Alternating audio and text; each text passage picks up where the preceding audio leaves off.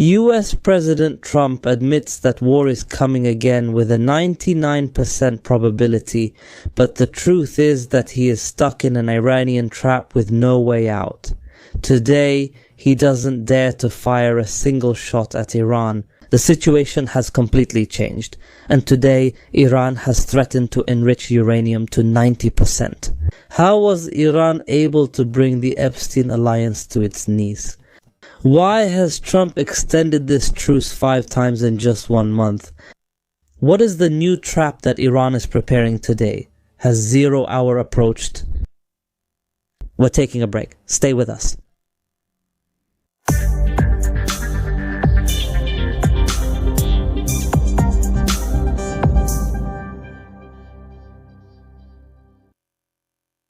Dear viewers, peace be upon you and God's mercy and blessings, and welcome back to today's program, God willing. Part of our opinion series, which we always dedicate to keeping up with the latest developments and updates of this rapidly escalating global conflict taking place in the Middle East region between Iran and the Epstein alliance.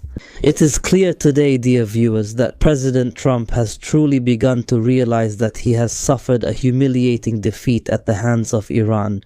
Trump said that the chance of continuing this truce and not returning to war does not exceed 1%, meaning that the chance of returning to war again, according to Trump today, is set at 99%. But despite that, Trump says at the same time that he is still betting on a diplomatic solution. So pay close attention here.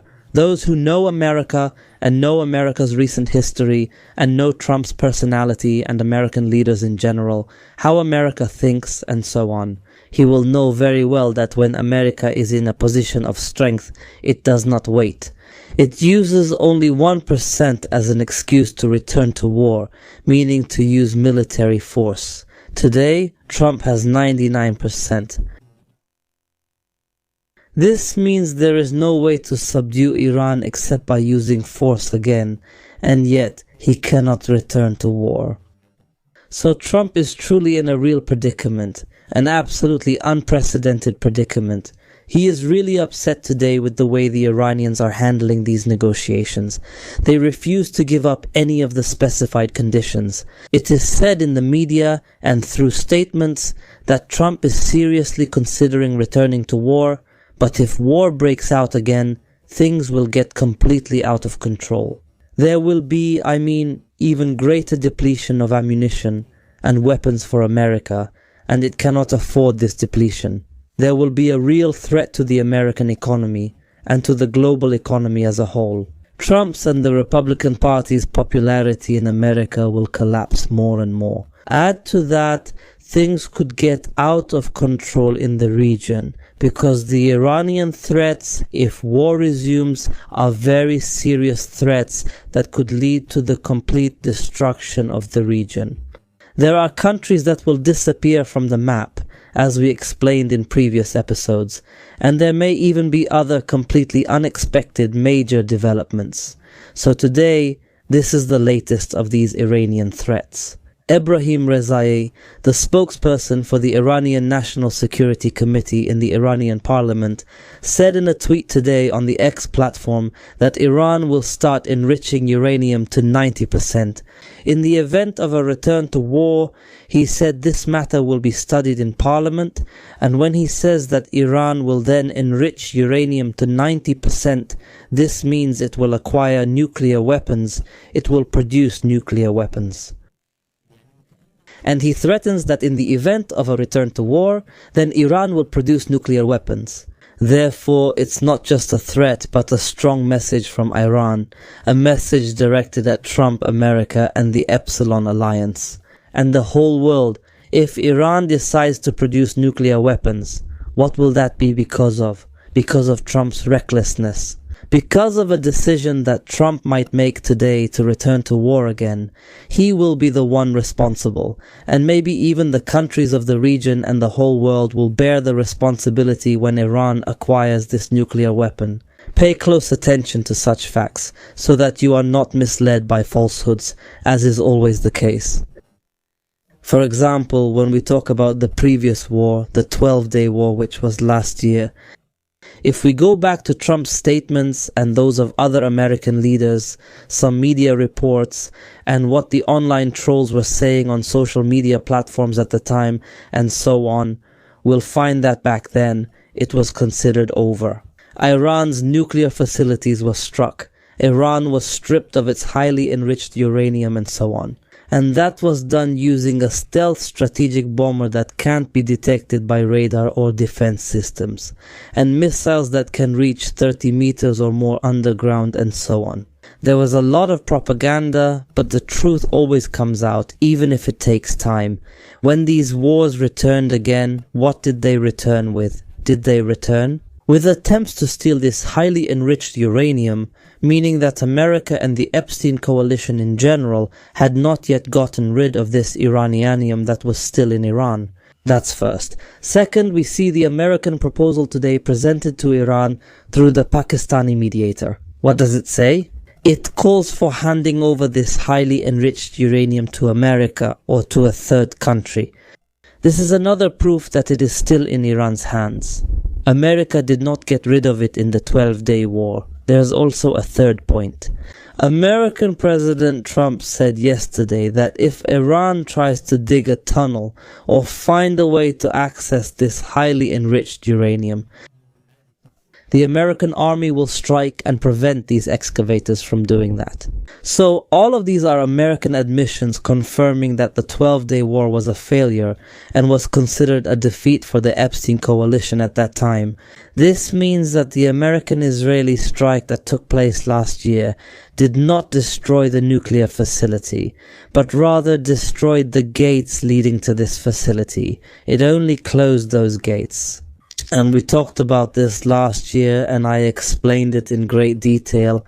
But the American narrative at the time was saying that they got rid of this uranium, that they won, and that they achieved the objectives of this war. Netanyahu also came out at the time and said that Israel had won, and so on. So I brought up this point just to clarify it, and to make it clear to you that even today this American narrative cannot be believed. The Epstein alliance narrative is over, things are clear, Iran has won this war and still holds the reins. Today, it is Iran that sets the conditions and is the most prepared in case the war resumes. Despite that, we still hear statements that contradict this reality, coming from America, from the Epstein alliance, and so on. Every time Trump or the Secretary of War Hexit or someone else speaks, what do they say? That America is achieving victories, that the American army is ready to return to war, that it has enough ammunition and enough weapons. More than that, they say that Iran is the one collapsing. They say that Iran no longer has any naval or air forces. So who is closing the Strait of Hormuz today? If Iran is finished and doesn't have these air or naval forces, why doesn't Trump return to war today? If Iran really doesn't have this army, doesn't have these forces, just a few days ago Trump also made statements. What was he saying? He was saying that Iran agreed and submitted to the American demands, and that it agreed to sign the agreement the way he wants, and that he would send the American delegation now to Pakistan to sign the agreement, and so on. But just a few hours after this statement, it became clear that this was only what Trump wished for, just what he wished for, meaning it had absolutely nothing to do with reality. Only a fool would actually believe such a narrative. Maybe in the past, some people believed that, perhaps because the Iranian narrative was weak. But this war this time has revealed what was hidden and clarified things greatly, especially since Iran in this war is managing the battle very successfully on all levels. And especially when we see that this time, when Iran was threatening, it was carrying out its threats. It never backed down from its threats at all. When it threatened, it acted. And this is exactly what makes us today, as observers, truly believe these Iranian threats to a great extent. Even Trump and the Epstein alliance today are taking these threats seriously. He is unable to make the decision to go to war because he learned a lesson. He realized that when Iran threatens, it really acts. Therefore, when Iran says that there are countries that will disappear from the map if war breaks out again, we believe that. And when Iran says it will enrich uranium in the event of a return to war to 90% in the event of a return to war, we believe that too. So what exactly is Iran doing today? It set out 14 demands saying these are the demands of the Iranian people and said they cannot be given up at all, leaving the ball in Trump's court. If these demands are met through diplomatic means, then yes, that's it. If they are not met, there will be no agreement and the situation will remain as it is. The Strait of Hormuz will not be opened. Here, Trump believed that the solution to break this deadlock was to impose a naval blockade on Iran, meaning Iran would close the Strait of Hormuz. So America would impose a naval blockade on Iran to choke Iran, but Iran succeeded in breaking this blockade.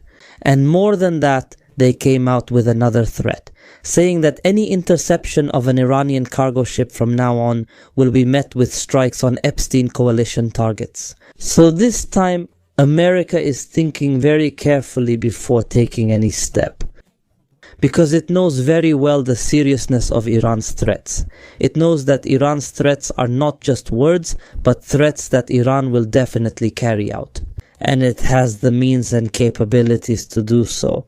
That's why in recent weeks, Trump has appeared, repeatedly, to be very hesitant, to the point that today he can't find any justification for not returning to war again. Previously, he justified it by saying he was giving Iran a diplomatic opportunity, giving Iran a diplomatic chance. Today, Iran is saying it openly. This is all we have. There is nothing else. In other words, Iran is rejecting Trump's demands. It is Iran that has demands now. So, supposedly, America should now return to war again, but the reality is that it is completely unable to do so. Trump extended this truce with Iran 5 times in 1 month. 5 times under the pretext of what? Under the pretext that a deal would soon be signed with Iran, 5 times, and during this truce, he was making threats. And he talks about a new proposal. Even the last time, he didn't specify the duration of this truce at all. He left it open-ended. And every time he talks about a new proposal, but in the end, it's exactly the same as the first proposal. Iran continues to repeat the same conditions and demands it has expressed since the start of the war. The reality is that Trump is in real trouble. Even when we talk about this truce, from the very beginning, since April 7th, the truce was not based on a specific agreement. What would this truce look like? The duration of the truce, does it include Lebanon or not? All Trump wanted was to stop the war, even when Iran threatened to withdraw from this truce if the war continued in Lebanon. What happened after that? Trump struggled to resolve this conflict and stop these Israeli attacks in Lebanon, which had reached a very dangerous level, even massacres in the capital, Beirut, the capital of Lebanon.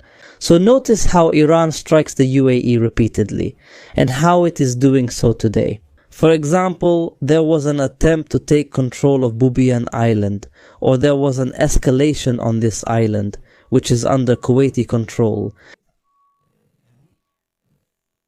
And there were other steps as well. Other steps were taken in the Strait of Hormuz in addition to that.